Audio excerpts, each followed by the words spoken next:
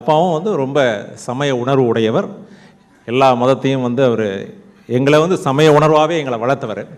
வந்த உடனே ஏன்பா நம்ம எப்போப்பா அந்த மக்காவுக்கு போய் நம்ம பார்க்க முடியும், மக்காவுக்கு எப்படிப்பா போகிறது, மக்காவை போய் நம்ம போய் பார்க்க முடியாதா? ஏன்னா அவருக்கு தெரியாது மக்காவுக்கு போகிறதுக்கு அந்த நாட்டில் எந்த அளவுக்கு ஒரு ரூல்ஸ் அண்ட் ரெகுலேஷன்ஸ் இருக்குங்கிறது. போகலாமா அப்படின்னு. அப்போ நான் எக்ஸ்பிளைன் பண்ணேன்.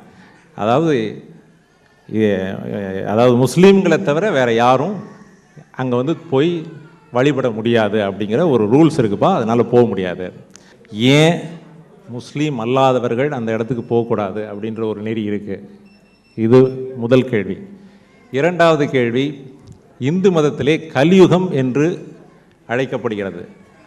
அதுபோன்று ஒரு யுகங்கள் குரானில் இஸ்லாமில்